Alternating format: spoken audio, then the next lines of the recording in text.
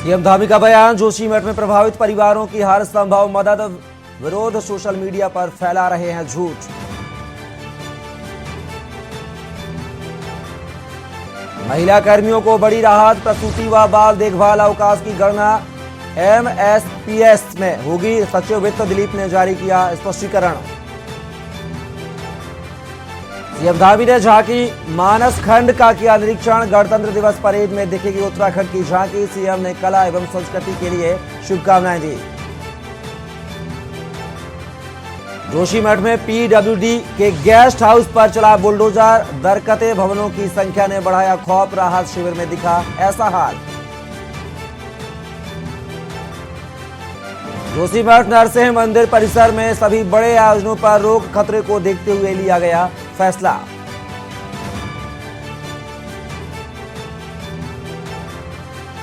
और उत्तराखंड में पहाड़ से मैदान तक और बढ़ेगी ठंड, 48 घंटों में 3 जिलों में बर्फबारी के आसार।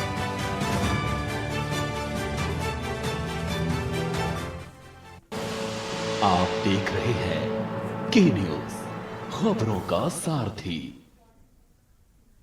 खबर उत्तराखंड में आप सभी का स्वागत है। मैं हूं कपिल मिश्रा। खबरों की शुरुआत करेंगे उत्तराखंड के जोशीमठ में हो रहे लगातार भू धसाव के कारण प्रदेश के मुखिया पुष्कर सिंह धामी की चिंताएं जोशीमठ की जनता के लिए लगातार बनी हुई हैं और यही वजह है कि हाल ही में गए दिल्ली के दौरे पर धामी ने केंद्रीय गृह मंत्री अमित शाह से मुलाकात की, साथ ही प्रधानमंत्री नरेंद्र मोदी से भी आपदा ग्रस्त इलाकों में मदद के लिए गुहार लगाई।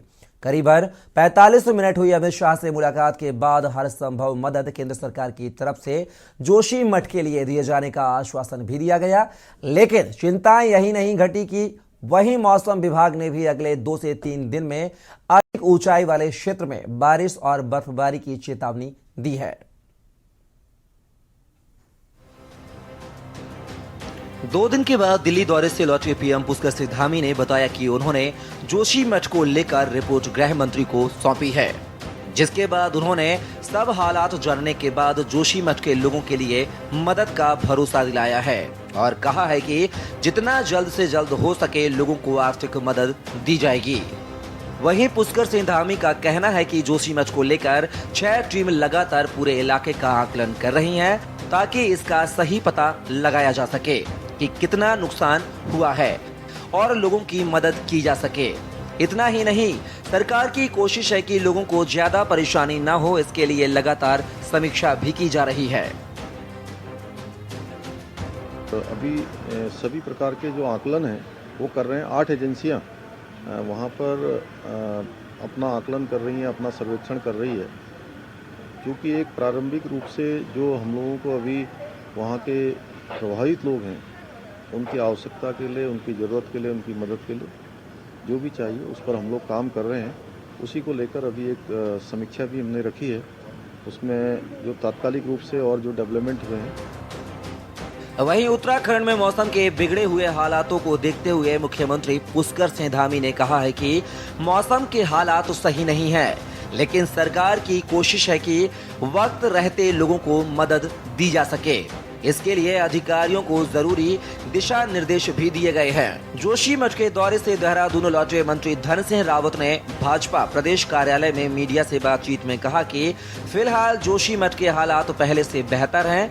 मंत्री धन सिंह रावत ने बताया कि जोशीमठ में केंद्र और राज्य सरकार की 7 एजेंसियां सर्वे का काम कर रही हैं। इसके अलावा वहां 2 स्वास्थ्य शिविर भी लगाए गए हैं ताकि आम जन को कोई दिक्कत न हो। राज्य सरकार जोशीमठ के नागरिकों का खाने पीने से लेकर हर व्यवस्था पर काफी गंभीरता से काम कर रही है। देखिए, वहाँ भारत सरकार की और राज्य सरकार की लगभग 7 एजेंसियां सर्वे का काम कर रही हैं और मैं कह सकता हूँ आपको गारंटी के साथ में कि पूरी सरकार, चाहे भारत सरकार हो चाहे राज्य सरकार हो, वो जोशीमठ के लोगों के साथ खड़ी है। और मैं भी लगातार वहाँ 5 दिन रह के आया हूँ। लोगों में एक विश्वास है कि सरकार हमारे साथ खड़ी है और हम लोगों ने भी हर प्रकार से विस्थापितों के लिए, चाहे उनके लिए आवास व्यवस्था हो, रहने की व्यवस्था हो, खाने की व्यवस्था, हर प्रकार से उनका जो है मनोबल वहाँ पे बढ़ाया है। वहाँ पे 2 स्वास्थ्य शिविर भी हमने लगाए हैं। अब सर्वे जैसे रिपोर्ट आएगी, क्योंकि युद्ध स्तर पे सर्वे का काम चल रहा है, सर्वे के बाद ही विस्थापितों से बातचीत करके ये तय किया जाएगा कि उनको कहाँ रखा जाए। तो मुझे लगता है कि 5-6 दिन सर्वे में और लग जाएंगे और 5-6 दिन के बाद शासन उस पर अध्ययन करने के बाद तब ये निर्णय करेगा और ऑप्शन लिया जाएगा कि मैं किसको क्या करना। वहीं जोशीमठ मामले को लेकर कांग्रेस लगातार सरकार के ऊपर हल्ला बोले है कि सरकार जल्द से जल्द वहां के लोगों को विस्थापित करे।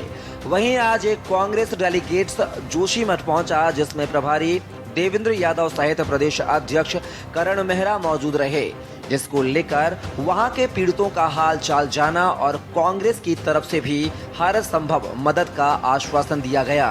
पे चर्चा हुई है, जोशीमठ को लेकर भी विचार विमर्श हुआ है। कल हमारा एक डेलीगेशन जिसमें आदरणीय देवेंद्र यादव जी, अजय लल्लू जी, मैं, CLP साहब और वहाँ के विधायकगण गोदियाल जी इत्यादि लोग, हम लोग कल वहाँ जा रहे हैं और वहाँ फिर से संघर्ष समिति से बातचीत करके जो भी निर्णय निकलेगा उसको भी हम अपनी इस यात्रा में सम्मिलित करेंगे, जिसमें विकास नहीं ये विनाश है के नारे के साथ हम लोग पूरे उत्तराखंड में दौरे करेंगे और लोगों के बीच में ले जाकर जानकारियाँ देने का काम करेंगे।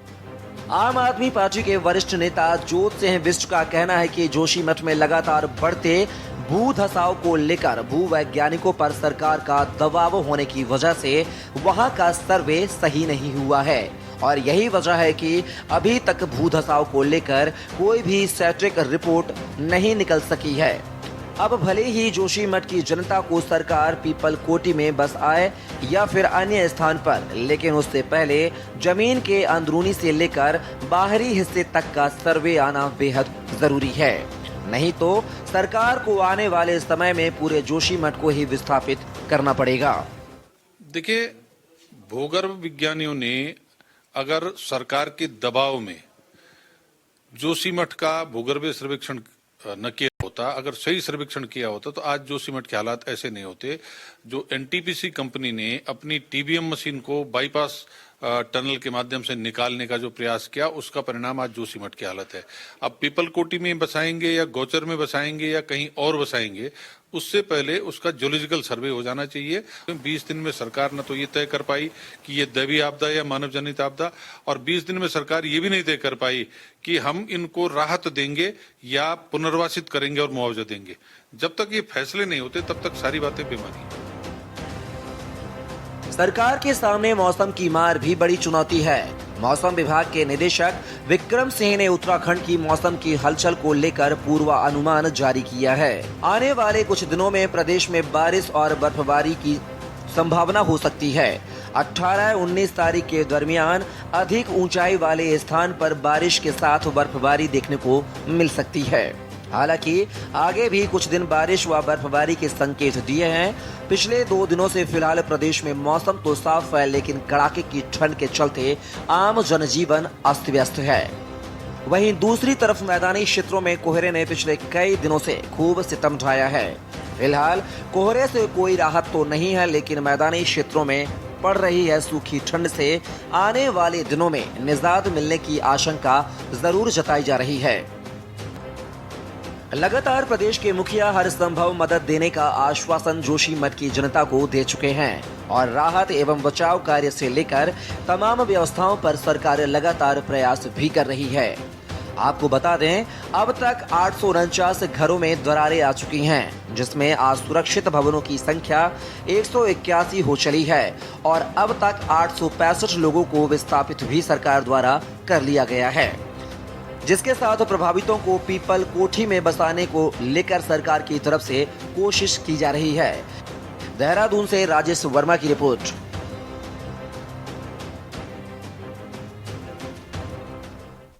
खबरों में बात करेंगे देहरादून से, जहां पर मुख्यमंत्री पुष्कर सिंह धामी ने विपक्षियों को करारा जवाब दिया है। उन्होंने कहा है, ट्वीट या सोशल मीडिया के माध्यम से उत्तराखंड को कुछ लोग बदनाम कर रहे हैं। जोशीमठ आपदा के बहाने उत्तराखंड की भयानक स्थिति को कुछ लोग प्रदर्शित कर रहे हैं। जोशीमठ में अब भी 70% जनता सामान्य जनजीवन जी रही है।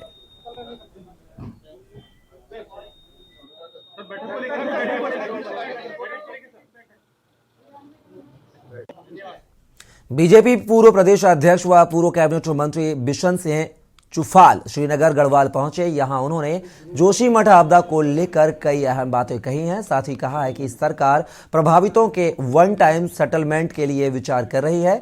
बीजेपी कार्यकर्ताओं के साथ मुलाकात के बाद उन्होंने पत्रकारों से वार्ता की। इस दौरान उन्होंने कहा कि जोशीमठ हमारा एक पुराना शहर है, साथ ही यह धार्मिक स्थल भी है जिसे बचाने के लिए सरकार द्वारा प्रयास किए जा रहे हैं। आपदा प्रभावितों को सरकार की तरफ से हर संभव मदद की जा रही है। विशेषज्ञ जोशीमठ में जांच कर रहे हैं और जांच के आधार पर यह बताएंगे कि वहां पर किस प्रकार से मदद की जा सकती है। साथ ही जोशीमठ को बचाया जा सकता है या नहीं, इस पर सरकार गंभीरता से विचार कर रही है। क्योंकि जोशीमठ बहुत पुराना हमारा शहर है और एक प्रकार से धार्मिक वे है, पर्यटक स्थल है, तो सरकार भी इस पर बिल्कुल विचार कर रही है। क्योंकि इंजीनियरों की टीम वहाँ पर पहुँच गई है और वहाँ पर जितने भी भूवैज्ञानिक हैं, केंद्र सरकार, भारत सरकार ने, प्रधानमंत्री नरेंद्र मोदी जी ने वहाँ पर भेजी है, वो उसका अध्ययन कर रही है। अध्ययन करने के बाद उसका ट्रीटमेंट कैसे किया जाए, कैसे जोशीमठ को बचाया जाए, इस पर सरकार बिल्कुल गंभीरता से विचार कर रही है। निश्चित रूप से जो लोग अभी प्रभावित हुए हैं, जो 700-800 परिवार प्रभावित हैं, उनको अभी राहत सामग्री उन तक पहुँचाई जा रही है, उनको शिविर में रखा गया है। ऋषिकेश कर्णप्रयाग रेलवे लाइन पर जोशीमठ आपदा के बाद सवाल उठने लगे हैं। रेल निगम ने ऋषिकेश मुख्यालय में प्रेस कॉन्फ्रेंस करके दावा किया है कि ऋषिकेश कर्णप्रयाग रेलवे लाइन की सभी टनल पूरी तरह सुरक्षित हैं और टनल निर्माण से किसी भी तरह का नुकसान आसपास के क्षेत्र में नहीं हुआ है। मरोड़ा गांव में 2021 में प्रभावित हुआ था, जिसको पूरी तरह से खाली करा लिया गया था। जियोलॉजिकल, हाइड्रोलॉजिकल सभी सर्वे कराने के बाद रेलवे लाइन का निर्माण शुरू किया गया था। वहीं ये भी बताया कि अभी तक 35% कार्य हो गया है। जल्द ही सबसे लंबी 14.5 किलोमीटर टनल का ब्रेक थ्रू किया जाएगा। ये geological studies, geotechnical studies, hydrological studies, national institute of hydrology और जियोटेक्निकल स्टडीज भी हमारे IIT रुड़की के प्रोफेसर्स भी इन्वॉल्व रहे हैं इसमें, और कुछ कंसल्टेंट्स जियोडाटा जो कंपनी है, विदेशी कंपनी, उसने किया है।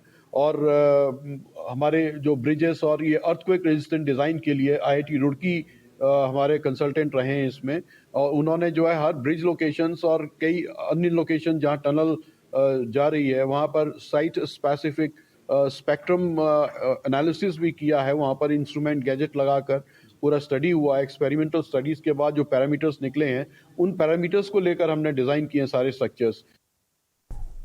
खबर चमोली से है, जहां के न्यूज इंडिया लगातार भू धसाव के मुद्दे को प्रमुखता से दिखा रहा है।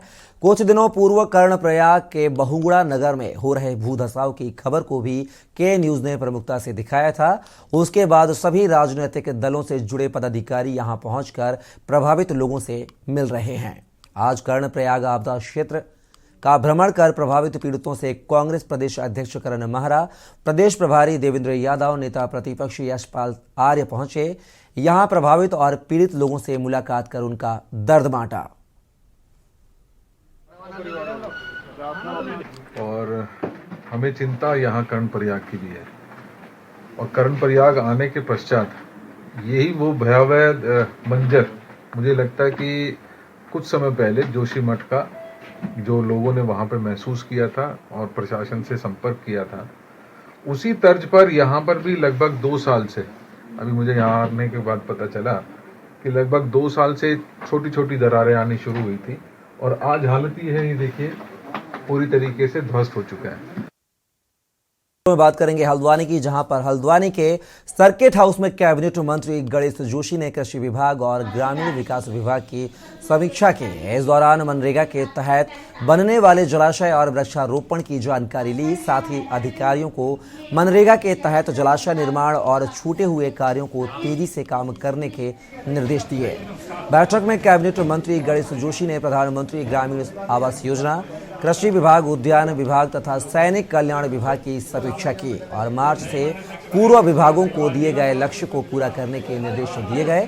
साथ ही कृषि एवं उद्यान विभाग के अधिकारियों को किसानों व फल सब्जी उत्पादकों के लिए केंद्र और राज्य सरकार द्वारा चलाई जा रही योजना का 100% लाभ दिए जाने के निर्देश भी दिए।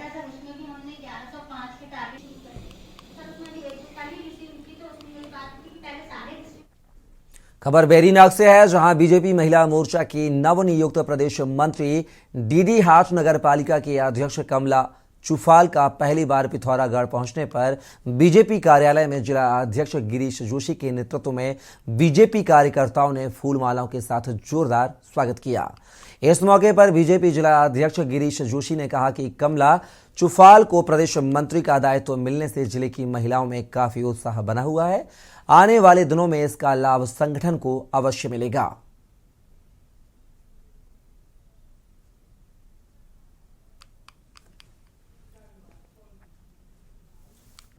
उत्तराखंड राज्य खाद्य आयोग के अध्यक्ष भूपेंद्र सिंह रावत उधम सिंह नगर जनपद के दौरे के दौरान खटीमा पहुंचे, जहां सरकारी सस्ते गल्ले की दुकानों से खाद्यान्न वितरण के दौरान आ रही समस्याओं और शिकायतों को जानने और उनके निवारण के लिए उन्होंने नगर पालिका परिषद के सभागार में सतर्कता समिति की बैठक ली।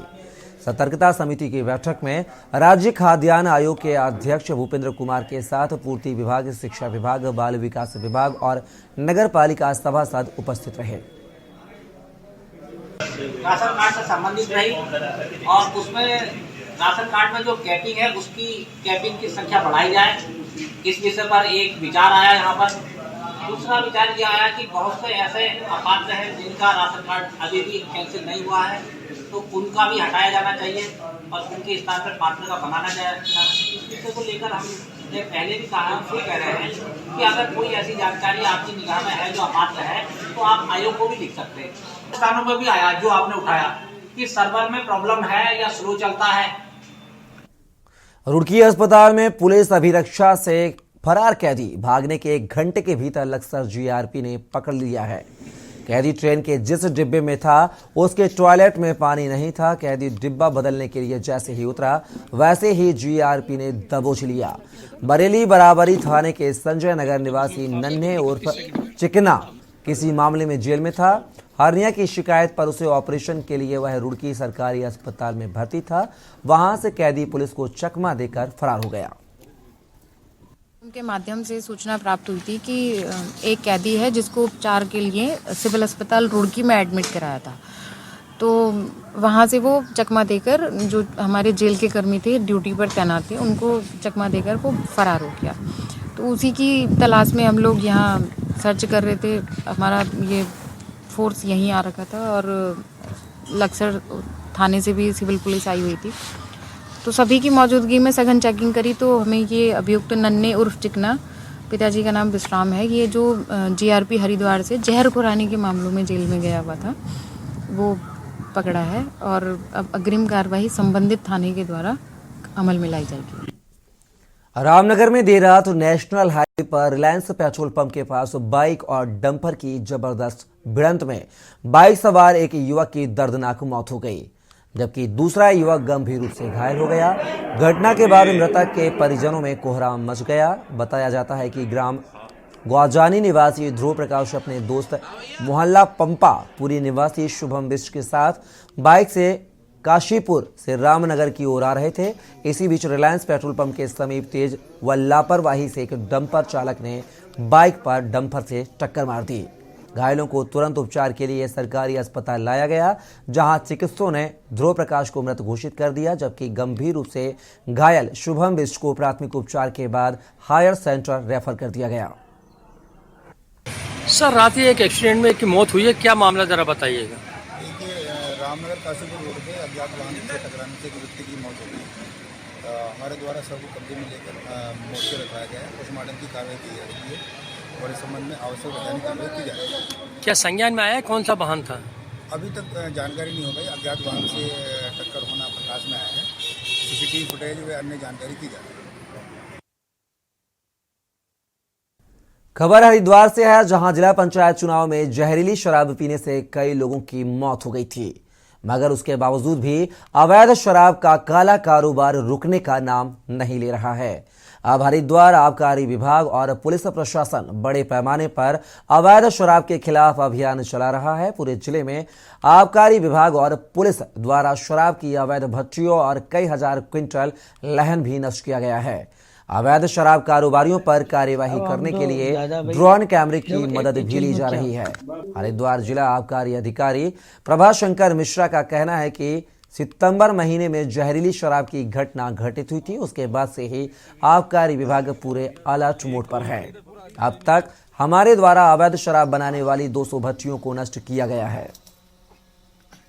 इस सितंबर महीने में जो जहरीली शराब की घटना घटित हुई थी, उसके बाद विभाग जो है पूरे अलर्ट मोड पे है और इसमें हमने 200 से अधिक भट्टियां नष्ट की है तब से, और करीब जो है 70,000 कुंटल के आसपास लहन नष्ट किया है और 4-5 हज़ार लीटर कच्ची शराब बरामद की है। और इस तरह से हमने करीब 400 से अधिक छापे डलवाए हैं और इसमें वो हमने रेवेन्यू का लक्ष्य भी जो हमारा 342 करोड़ का लक्ष्य है उसके सापेक्ष हमने 85% प्राप्त कर लिया है। करीब 294 करोड़ का लक्ष्य प्राप्त कर लिया है। खबर उत्तराखंड में बस इतना ही।